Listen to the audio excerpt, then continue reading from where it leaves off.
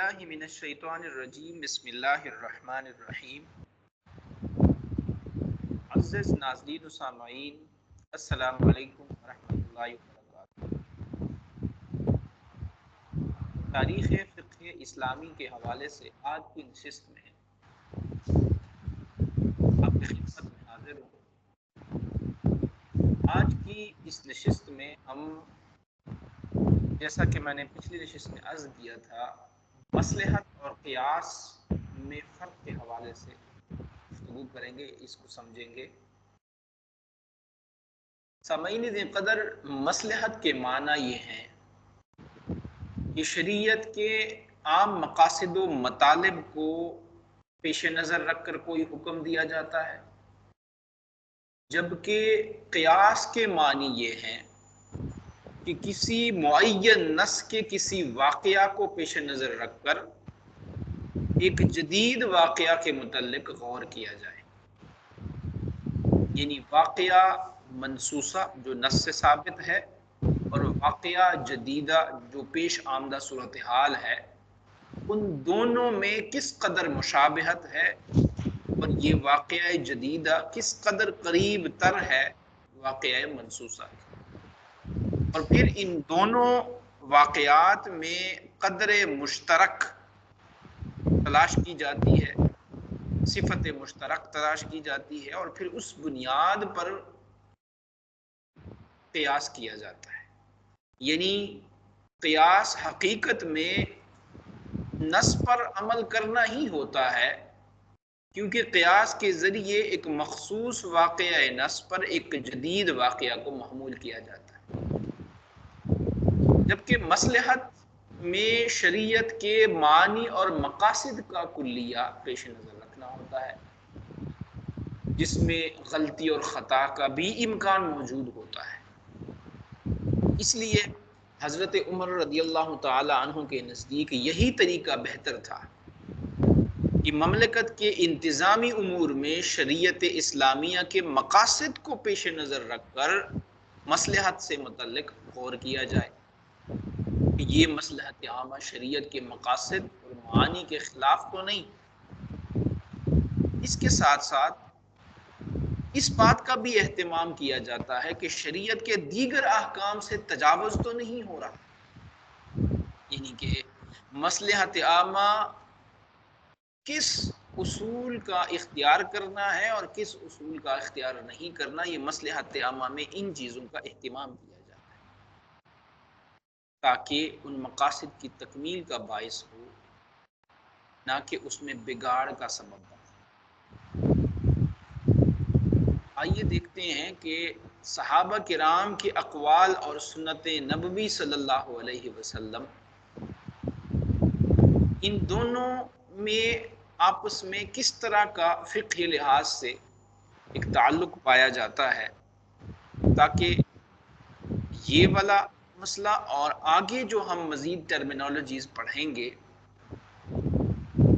وہ پہلے سے ہمارے ذہن میں یہ حقیقت آشکار ہو جائے کہ جب فقہ کے اندر اقوال صحابہ نقل کی جاتی ہیں اور سنت نبوی صلی اللہ علیہ وسلم سے کسی چیز کا حوالہ دیا جاتا ہے، اس سے اس کی اتھینٹسٹی، اس کے مدلل ہونا کس قدر ثابت ہوتا ہے اور کس قدر وہ ثبوت کا اور حکم کے ثبوت کا ذریعہ ہوتا ہے۔ سامعین قدر، تمام فقہائے اہل سنت، چاروں ائمہ اربعہ جسے ہم کہتے ہیں، ان سب نے صحابہ کرام علیہم الرضوان کے جو فقہی اقوال ہیں ان کو سنت نبوی صلی اللہ علیہ وسلم کا درجہ دیا ہے۔ کیونکہ صحابہ کرام حضور نبی کریم علیہ السلام کو دیکھتے تھے، وہی کرتے تھے، جو آپ بتاتے تھے وہی آگے فارورڈ کیا انہوں نے۔ اس لیے تمام فقہا اہل سنت ان اقوال و احکام کی اتباع کو اسی درجہ میں محسوس کرتے ہیں اور رکھتے ہیں جو درجہ سنت نبوی صلی اللہ علیہ وسلم کا۔ تاریخ فقہ اسلامی کے حوالے سے صحابہ کرام اور تابعین کے عہد کو دو حصوں میں تقسیم کیا جاتا ہے۔ پہلا حصہ جو 11 ہجری سے لے کر حضرت علی رضی اللہ تعالیٰ عنہ کی شہادت یہ 40 ہجری تک کا ہے، یہ کبار صحابہ کرام کا دور کہلاتا ہے، جس کی پوری ڈیٹیل ہم نے پچھلے نشست میں ذکر کی ہے اور اسی کے تسلسل کی نشست میں آج ہم حاضر ہیں۔ دوسرا حصہ جو آگے ہم مزید پڑھیں گے وہ ہے صغار صحابہ کرام علیہم الرضوان کا دور، جو کہ حضرت امیر معاویہ رضی اللہ تعالیٰ عنہ کی حکومت کے آغاز یعنی 41 ہجری سے لے کر دوسری صدی ہجری کی ابتدا تک کا دور ہے۔ صحابہ کرام کی فقہی آراء 6 صورتوں پر مشتمل ہوتی تھی۔ سب سے پہلے پیش آمدہ مسئلے کا جواب صحابہ کرام خود رسول اللہ صلی اللہ علیہ وسلم کی زبان مبارک سے سنا ہوتا تھا تو بتا دیتے، یا دوسری صورت کہ کسی ایسے صحابی سے سنا ہو جس نے خود رسول اللہ صلی اللہ علیہ وسلم کے زبان مبارک سے سنا تھا۔ تیسری صورت قرآن کریم کا وہ نقطہ جو ہماری نگاہوں سے ظاہراً پوشیدہ ہے لیکن حضرات صحابہ کرام حضرات نے ان سے وہ بھی واقفیت حاصل کی ہوتی، کیونکہ وہ ڈائریکٹ حضور پاک علیہ الصلوۃ والسلام کی تربیت یافتہ تھے۔ 3 صورتیں ہو گئی۔ چوتھی صورت یہ بنتی ہے کہ ہماری طرف وہ قول منتقل کیا گیا ہو جو حضرات صحابہ کرام علیہم الرضوان کے ہاں مفتہ بھی تھا، یعنی اس کے اوپر فتویٰ تھا، اس کے اوپر عمل تھا۔ 5ویں صورت یہ ہے کہ لغت، دلالت لفظ، قرائن حالیہ یا مجموعی طور پر وہ وجدان جو رسول اللہ صلی اللہ علیہ وسلم کی مسلسل زیارت اور آپ کے افعال اور احوال کے مشاہدات، اسی طرح سیرت اور سماع کلام، اسی طرح علم مقاصد،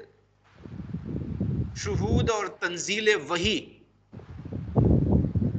اور مشاہدہ تعویل پر مبنی ہو، تو لہٰذا صحابہ کرام کا جو فہم ہے بہرحال وہ ہمارے فہم سے بدرجہ بلند تھا۔ تو ان صورتوں میں بھی صحابہ کرام کا جو قول ہے یا جو فقہی لحاظ سے ان کا جو قول ہے وہ اس صورت میں دلالت کرتا ہے اور ان سے احکام کو مستمد کیا جاتا ہے۔ ان 5 وجوہات کی بنیاد پر صحابہ کرام کا جو پیش آمدہ مسائل کے بارے میں دیا ہوا فتویٰ ہمارے لیے حجت ہے اور اس کا اتباع کرنا ہمارے لیے لازم ہے۔ بالفرض اگر فہم صحابی غیر روایت یا غیر درایت پر مبنی ہو، اس صورت میں ان کا قول حجت نہیں ہوگا اور نہ ہی اس کی پیروی ہمارے اوپر لازم ہے۔ لیکن یہ بات قطعی طور پر ثابت ہے کہ پہلی 5 صورتیں جو میں نے ذکر کی ہیں وہ یقینی ہیں، جبکہ چھٹی صورت نادر یا جس کو اصول حدیث میں شاذ کہتے ہیں، ایسی صورت میں صحابی کا فتویٰ شریعت کے منشا کے مطابق اور درست ہے تو اس کے اوپر عمل متعین ہوگا۔ اگر شریعت کے منشا کے مطابق نہیں معلوم ہوتا پھر اس کے اوپر